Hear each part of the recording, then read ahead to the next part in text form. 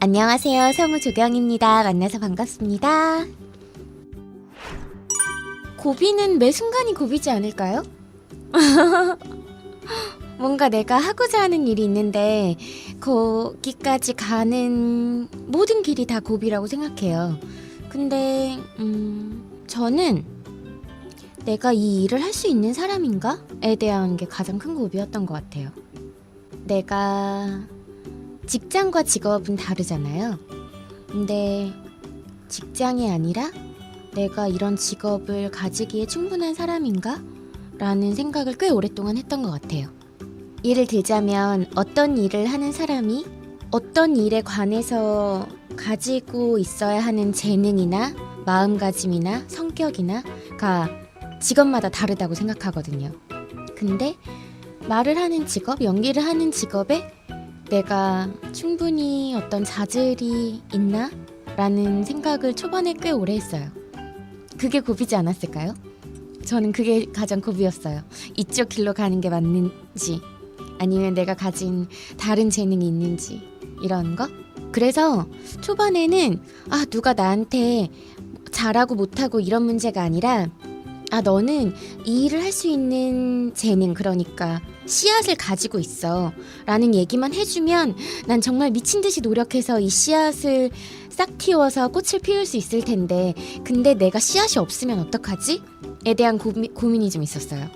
그래서 그 씨앗이 있는지 없는지 저 스스로는 모를 수 있잖아요, 어렸을 때는. 그러니까 내가 그런 씨앗을 가지고 있나? 에 대한 생각이 많았어요. 성우 합격하고 나서 합격한 걸로 이거는 나한테 씨앗이 있다고 생각할 수 있겠구나 라고 생각했어요. 제 스스로 만약에 내가 합격을 하면 씨앗이 있다고 생각해도 되겠다라는 생각이 있었어요. 그래서 굉장히 좋은 직업이죠. 어떤 직업은 이렇게 딱 합격, 불합격이 아니라 그냥 계속 해나가야 되는 직업들이 있는데, 그래도 뭔가 공채 합격했다는 건 어느 정도 씨앗 정도는 있을 수 있겠지라는 생각이 있었기 때문에 합격하고 나서 열심히 했던 것 같아요. 합격할 것 같다 하는 느낌? 보다는 합격하면 좋겠다라는 느낌은 있었죠. 사실 생각보다 시험을 치르면서 사람들도 좋았고 이 회사를 다녀도 괜찮겠다라는 생각이 조금씩 들었어요. 그래서 합격해도 나쁘지 않겠다라는 생각이 있었어요. 시험이 그렇게 자주 있는 것도 아니고 몇 년에 한 번씩 있잖아요. 그래서 제가 선택할 수 있는 상황은 아니니까요. 걱정되던 거 시험이라기보다는 어쨌든 합격을 하면 2년 동안 성우로 회사 생활을 해야 되고 그 이후로도 성우로 살아갈 수 있는 발판이 마련이 되는 거잖아요. 그래서 인생에서 굉장히 큰 전환점이었어요. 그렇기 때문에 작은 일은 절대 아니었고, 시험 당일까지 제일 걱정되던 거 아까랑 마찬가지로 내가 정말 이 일에 자질이 있나? 그런 생각? 그래서 만약에 자질이 없는데 합격하면 큰일이니까요. 그냥 합격하기 전에는 잘 몰랐던 것 같아요. 확신이 별로 없었죠. 내가 자질이 있나? 에 대해서. 저는 혼자 공부했어요. 제가 아주 어렸을 때부터 라디오를 되게 좋아했어요.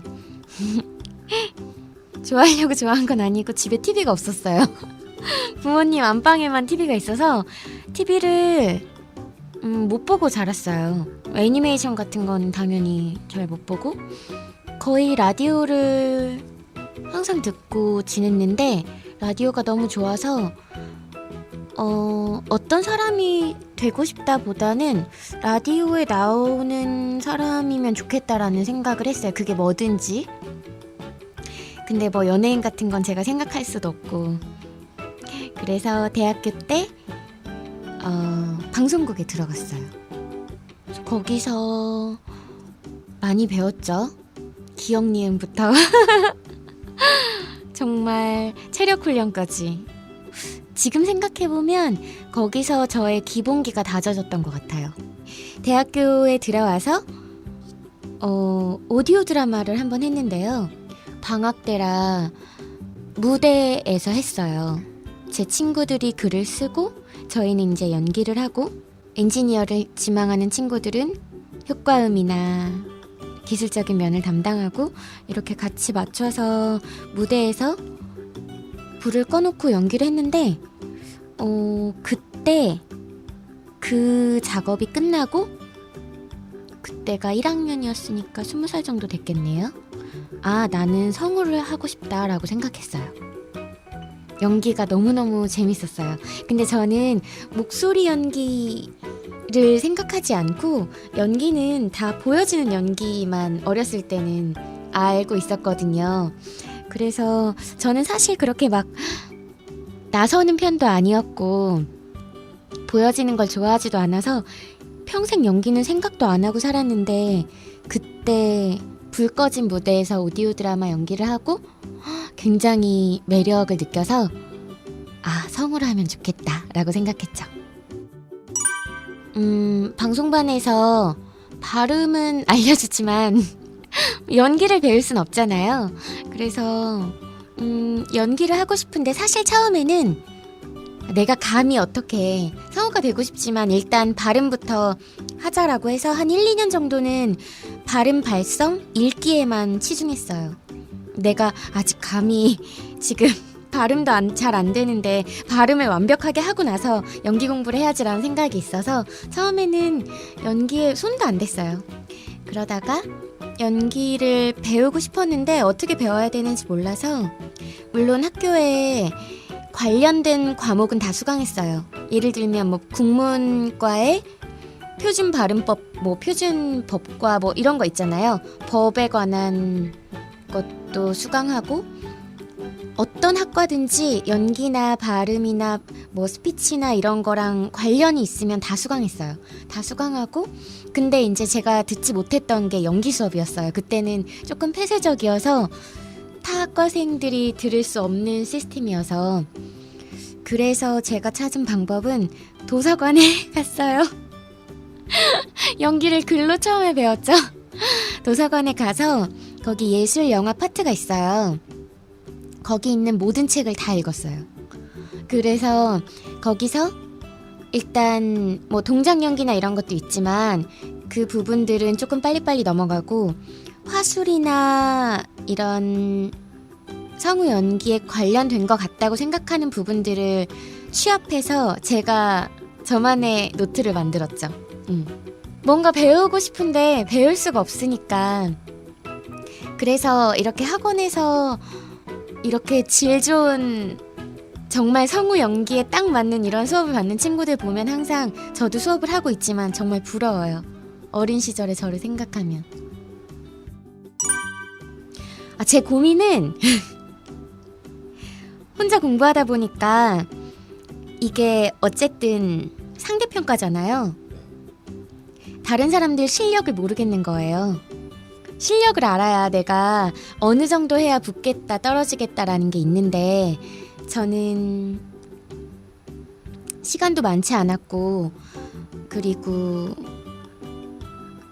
어쨌든 일을 계속 하고 있었으니까 제가 그렇게 성우 공부에 투자할 수 있는 시간은 사실 거의 없었어요. 그래서 이동 시간이라던가 머릿속으로 이미지 메이킹 하는 거, 그게 거의 전부여서, 그 도서관은 그나마 대학생 때라 괜찮았지만 수능이 끝나고부터 항상 이랬던 것 같아요. 대학생 때도 항상 아르바이트를 했고, 그래서 이렇게 딱 성우 공부에만 매진할 수 있는 시간이 그렇게 많지 않았어요. 그래서 항상 지나다닐 때 다른 사람들을 관찰하거나 생활 속에서 하려고 하는 편이었거든요. 물건 살 때, 지하철 타고 있을 때, 그럴 때여서 내가 하고 있는 게 맞나? 그리고 다른 사람들 실력은 도대체 어느 정도지? 그게 가장 궁금했어요. 그게 제일 신경 썼던 것 같아요. 왜냐하면 그걸 알아야 내가 어느 정도 하면 합격할 수 있는지를 가늠할 수 있으니까요. 단문 연기는 아예 몰랐고요. 시험 문제가 뭐가 나오는지를 몰랐으니까요. 백색의 모노로그라는 책이 있어요. 그게 조금 짧게 돼 있길래 그걸로 공부했어요. 혼자. 근데 이걸 누구한테 보여주지 않아서 이게 잘하고 있는 건지 어떤 건지에 대한 고민이 굉장히 많았죠. 전 가장 중요하게 생각하는 게 있어요. 열려 있음. 근데 모든 거에서 열려 있는 거? 그게 수업하는 사람이든 수업을 듣는 사람이든, 그리고 심지어 저는 누가 수업을 하고 누가 수업을 듣고의 경계도 없는 게 좋다고 생각해요.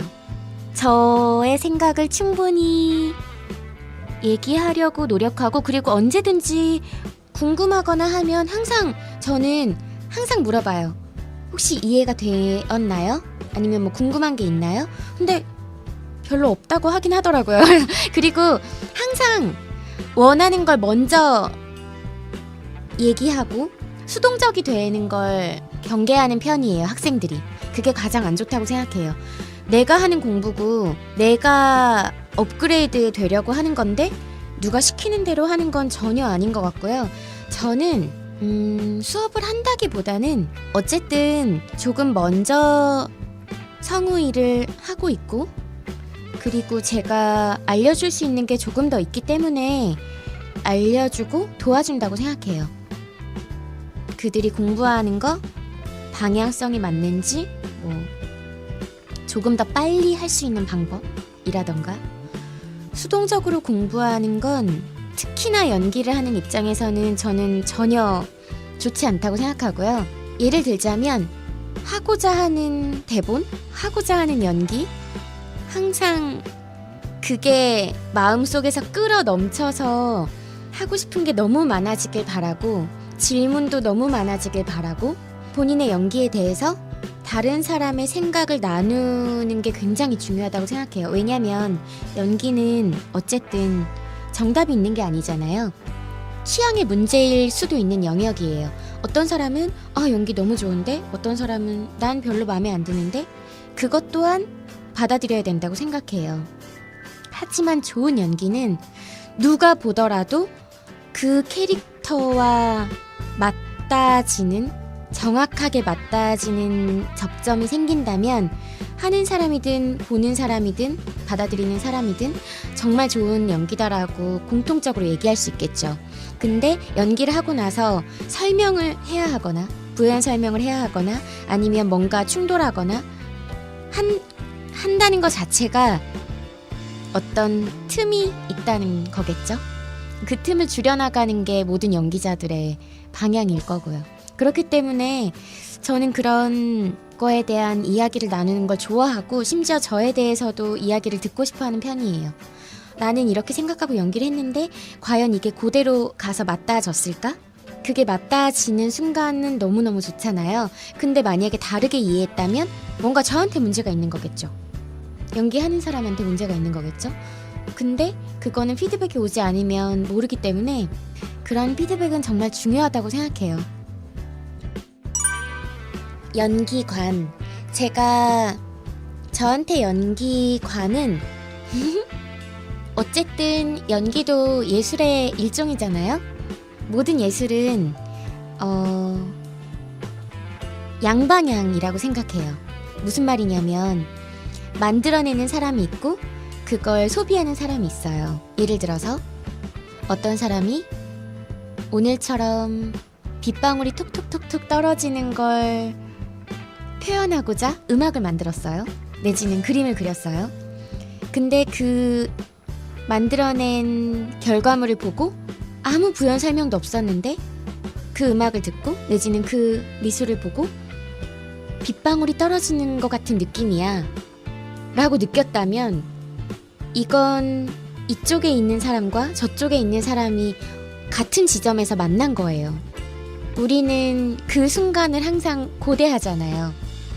물론 뭐 추상미술이나 점점 추상적으로 가면 나는 괴로움을 생각하고 표현했는데 보는 사람은 행복을 느낄 수도 있고, 뭐 그런 거겠죠. 하지만 연기는 예술 중에서도 가장 실생활에 가까이 있다고 생각해요, 저는. 그래서 최대한 실제에 가깝게 표현하려고 노력하고, 우리 항상 그러잖아요. 말하는 것처럼 해. 자연스럽게 과장해서 하지 말고. 근데 그게 실제로는 아니잖아요. 실제에 가까운 거지. 우리가 슬픈 사람을 표현할 때 실제 슬플 수도 있겠지만 실제 슬픈 사람에 최대한 가깝게, 기쁨을 표현할 땐 실제 기쁨과 최대한 유사하게. 그래서 저는 다른 예술보다도 연기가 굉장히 매력적인 면을 많이 가지고 있고 실생활과 굉장히 가깝기 때문에 아주 매력적이라고 생각했어요. 저한테는 두 가지 영역이 있는데요. 연기 자체에 대한 영역이 있고 태도에 대한 영역이 있어요.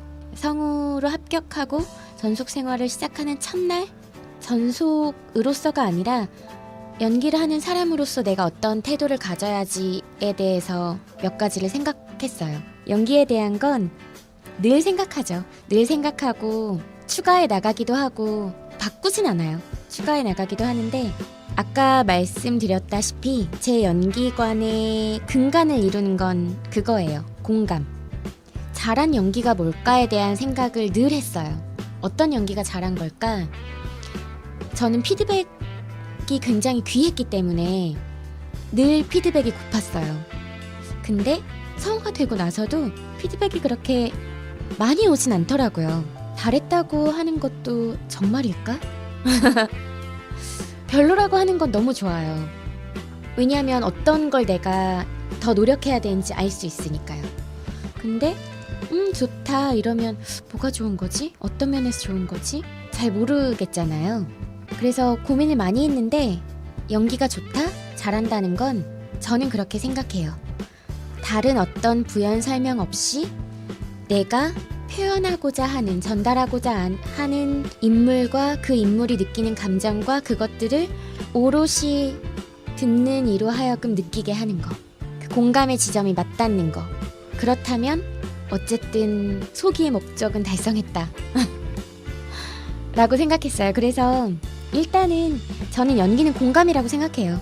공감할 수 있는 연기를 하고 싶고, 공감한다면 다른 곳에 있고 다른 시간대에 있고 다른 사람이지만 어쨌든 연결되어 있는 거잖아요.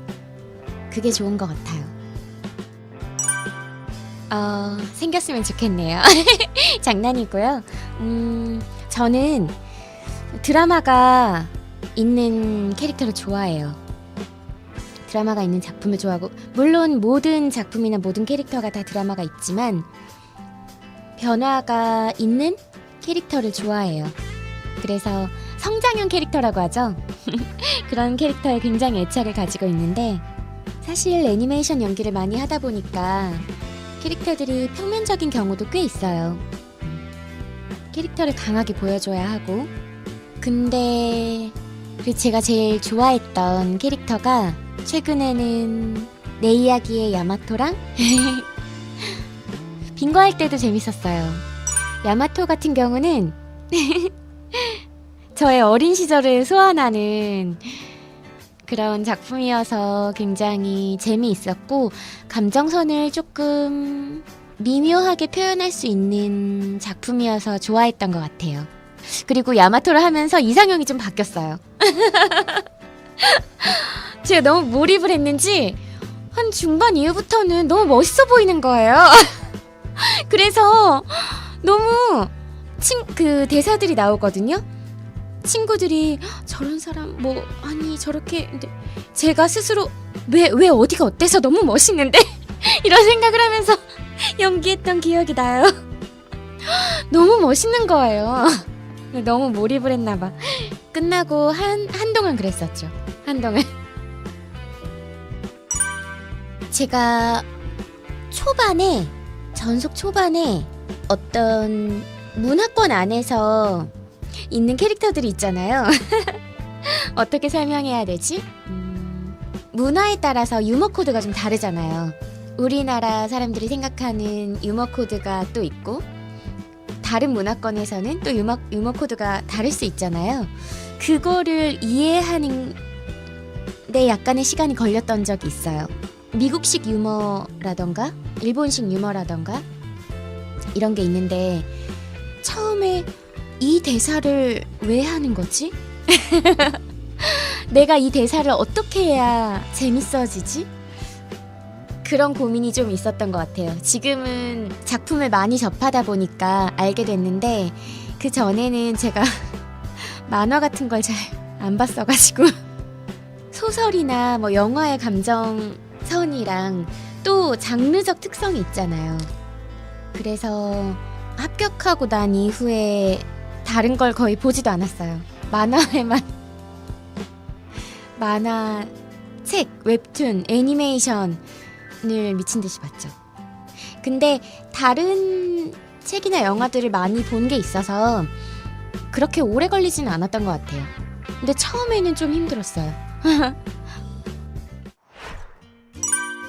아, 하나 있네요.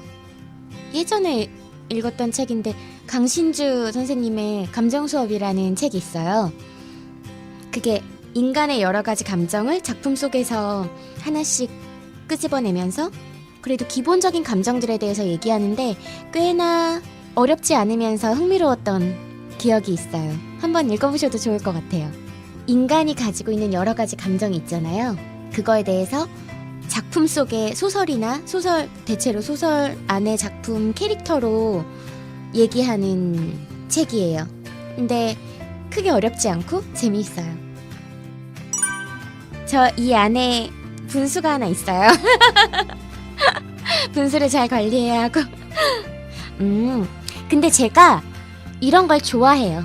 자기가 좀 좋아하는 감정들이 있잖아요. 우울하고 슬픈 건 회피하는 건 아니지만 주로 밝고 긍정적일 때가 기분 좋지 않나요? 저는 그런데. 그래서 주로 밝은 기분일 때가 좋더라고요. 그래서 그러려고 많이 노력을 해요. 예를 들면 그 노력이라는 건 뭐냐면 화가 나거나 뭐 우울하거나 그런 감정이 들 수도 있잖아요. 그러면 이러면 안 돼가 아니라 그 순간에 그거를 잠깐 즐기고 오래 있지 않아요. 이러면 안 되라고 하는 건 아닌 것 같고 그냥 그렇구나 하고 크게 오래 있지 않아요. 근데 밝거나 기분 좋은 느낌은 오래 가져가고 싶어요. 그래서 좀 늘리는 편이죠. 그러다 보니까 그들이 차지하는 퍼센테이지가 좀 늘어나는 것 같아요. 그 감정을 즐긴다면 문제가 안 되겠죠. 예를 들어서 어떤 날은 오늘 너무 센치해지고 싶어 라든가 오늘은 너무 슬프고 싶다 그게 너무 좋다 하면 그럼 되죠. 근데 난 지금 너무 화를 내고 싶지 않은데 화가 나 뭐 슬프고 싶지 않은데 슬퍼 그러면 빠져나와야죠. 근데 빠져나오는 방법을 각자가 가지고 있어야 된다고 생각해요. 사람마다 다르겠지만 그리고 슬픔이나 뭐 화나 우울이나 일단 원인을 봐야 돼요. 원인이 있는 건지 없는 건지 그리고 없다면 내가 못 찾고 있는 건 아닌지 원인을 찾았다면 그 원인을 제거하면 돼요. 간단하죠? 저는 그런 저만의 방법들이 있어요. 예를 들어서 감정이 나를 컨트롤한다고 쳐봐요. 그러면 오늘은 막 슬픈 감정이 나를 지배했어요. 근데 막 행복하고 기쁜 연기를 해야 돼. 그럼 못하잖아요. 그러면 감독님과 작가님과 모든 사람들과 녹음실이 다 내가 행복해질 때까지 기다려줄 수는 없는 일이잖아요.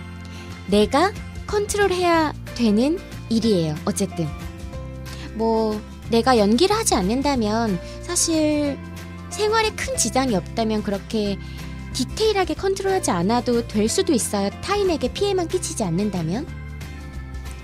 하지만 연기를 하는 입장에서 감정 컨트롤은 굉장히 중요해요. 내가 오늘 아침에는 굉장히 행복한 아이를 연기하고 점심에는 막 엄청 우울하고 화가 나 있는 인물을 연기하고 저녁에는 막 또 다른 인물을 연기해야 되는데 그 타이밍에 맞게 감정이 나와야 되잖아요.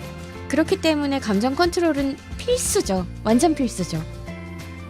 일단 아까 얘기했던 것처럼 원인을 정확히 내가 찾아내야 하고요. 원인을 찾아냈다면 내가 할 수 있는 건지 없는 건지가 나눠지겠죠. 아까 말씀하셨던 것처럼. 내가 할 수 있는 거라면 하면 되고요. 내가 할 수 없는 거라면 받아들이면 돼요. 굉장히 중요한 부분이라고 생각해요. 예를 들어서 내가 대한민국에 태어났는데 나는 그게 너무 싫어요.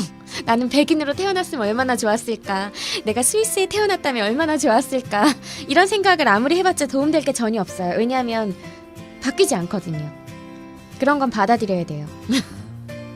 그렇게 내가 바꾸지 못하는 거에 대해서는 일단 받아들여야 되고, 내가 바꿀 수 있는 부분에 있어서는 적극적으로 바꿔야 돼요. 그냥 받아들이는 게 아니라 여기서 플러스 저의 팁을 하자면 긍정적인 면을 찾아요. 내가 북한에 태어나지 않은 게 어디야. 한정적으로 내가 받아들일 수 없는 부분에 있어서 내가 어쩔 수 없이 받아들여야 한다면 내가 거기에 빠져서 괴로워하기보다는 좋은 점을 찾아보는 거예요. 그럼 받아들이기가 되게 쉬워져요. 그러면 누가 그 면을 건드리더라도 내가 강해질 수 있어요. 그래서 보통 사람들이 기분이 안 좋아지거나 상처를 받을 때는 나의 약점을 눌렸을 때, 뭐 그럴 때가 많잖아요. 약점을 줄여나가세요. 그리고 인정하세요. 예를 들어서 너는 이거 못하잖아 라는 말을 들었을 때 내가 화가 나고 너무 힘들고 괴롭다. 그걸 열심히 하세요. 못한다는 소리 듣지 않게. 저는 그래요. 그리고 내가 잘하게 되기 전까지는 어쨌든 내가 못하는 거니까 인정해야 돼요. 와, 난 못한다 이게 아니라 그래, 난 열심히 해서 잘하게 될 거야. 그래서 그런 소리를 듣지 않을 거지만 지금은 그런 소리를 듣더라도 어쩔 수 없어. 내가 아직 이런 상태이니까. 그걸 받아들여야 돼요. 저는 거의 항상 그 구분으로 지어요. 내가 바꿀 수 있는 거냐 없는 거냐. 저는 어렸을 때 제 성씨가 마음에 안 들었어요. 그래서 굉장히 떼를 썼던 기억이 있어요. 엄마 성씨가 너무 예쁜데 나는 엄마 성씨가 좋은데 아주 어렸을 때요. 왜 나는 엄마 성을 선택할 수 없어? 그때는 뭐 호주제라던가 뭐 그런 정치적인 이유를 아무것도 몰랐을 때 단지 그냥 나는 그게 예쁘다는 이유로 그랬었는데, 뭐 나중에는 뭐 선택할 수 있게 되었지만 어렸을 때는 그런 거에 대해서 굉장히 내가 바꿀 수 있는 것과 없는 것의 구분을 몰랐던 것 같아요. 그래서 괴로웠던 것 같고, 조금 지나서 그 기준이 생기면서 굉장히 많은 부분이 해결됐던 것 같아요. 그리고 내가 바꿀 수 있는 것에 집중하는 편이에요. 그냥 제가 좋아해요. 그렇게 누군가랑 대화할 때 그 사람과 집중하는 느낌이 드는 게 좋고, 사실은 에피소드가 있어요. 제가 처음에 회사에 들어가서 얘기를 들은 게 있어요. 상대방 눈을 그렇게 똑바로 바라보면 안 된다. 고민했죠. 왜 안 될까? 우리가 사람으로 태어나서 사람과 사람이 얘기하는데 왜 눈을 똑바로 바라보면 안 되는 거지? 근데 사람마다 느끼는 거리감이 있고 어색함이 있을 수도 있다는 걸 그때 깨달았어요. 근데 그거 말고 사적인 대화에서는 저는 눈 바라보는 걸 좋아하고 그게 쉽지가 않다면 연습해보세요. 만약에 본인이 하고 싶다면 본인이 그게 좋고 하고 싶으면 하면 되죠. 별로 어렵지 않아요. 이게 코 위에 있고 이마 밑에 있거든요. 그 위치를 잘 잡아서 나는 상대방 눈을 바라보고 싶어 라고 생각한다면 어떻게 하면 바라볼 수 있지? 눈이 어딨지? 손가락에 있나? 이건 너무 쉬운 문제잖아요. 근데 무슨 질문인지 알아요. 내가 상대방 눈을 바라보기가 쉽지 않다면 일단 아까 얘기했던 것처럼 왜 그럴까를 먼저 생각해 보세요. 내가 왜 상대방 눈을 맞추는 걸 어려워하지? 그냥 습관일 수도 있고, 아니면 어떤 안 좋은 기억이 있을 수도 있고, 뭐 여러 가지 이유가 있겠죠. 그 이유를 한번 생각해 보시고 원인을 찾았다면 그 이후에 어떻게 해야 할지 나오겠죠? 그렇게 하면 될 거예요. 사실 공감과 이해가 가장 중요한 키워드인 것 같아요. 그게 어느 순간부터는 연기관이랑 제 생활관이랑 별로 따로 떨어지지 않는 지점이 왔어요. 어떻게 보면 그만큼 제 삶에 많이 들어왔나 봐요. 근데 그런 줄 알았는데 생각해보니까 그렇다기보다는 연기가 삶과 너무 맞닿아 있어서 그런 것 같아요. 그래서 정말 재미있는 일인 것 같고, 이런 일을 하고자 생각하셨다는 것 자체가 굉장히 뭐랄까 반갑고 기쁘고요. 그리고 물론 힘든 시간도 많고 괴로운 시간도 많겠지만 그게 정말 좋은 걸음이 될 거라는 건 우리 모두 다 알고 있잖아요. 그렇기 때문에 너무 힘들어하지 말고 본인이 가고자 하는 방향이 있다면 조금 눈을 들어서 그 방향을 보세요. 너무 빠져있지 말고. 그러면 좀 더 밝은 빛이 보일 거예요. 그리고 얼마나 주변에 도와줄 수 있는 사람도 많고 같이 가는 사람도 많잖아요. 이 펀스쿨이라는 데가 너무너무 좋은 것 같고 부러워요. 정말 이렇게 같이 공부할 수 있고 이렇게 질 좋은 교육을 받을 수 있고 이렇게 좋은 시스템이 있고 이렇게 연습할 수 있는 공간이 있고 모든 게 다 저는 너무너무 좋고 부러워요. 그래서 열심이란 단어를 그닥 사랑하진 않지만 왜냐하면 좀 부족하다고 생각해요. 열심이라는 단어는. 그냥 저는 삶 자체를 좀 즐기셨으면 좋겠어요. 내가 지망생이고 지망생이 아니고 예를 들어서 뭐 대학생이고 대학생이 아니고 이런 게 중요한 게 아니라 내 삶 자체를 즐기는 게 중요하다고 생각해요. 살아있는 동안은. 그래야 내가 어떻게 해야 하고 어떻게 예쁘게 살아가야 되는지 알 테니까요. 좀 덜 힘들지 않을까요? 그러면? 그러니까 여러분 하고 싶은 게 있으시다면 최선을 다해서 하셨으면 좋겠어요. 그렇게 되도록 하셨으면 좋겠고 그러기를 응원하고요. 모두 화이팅입니다.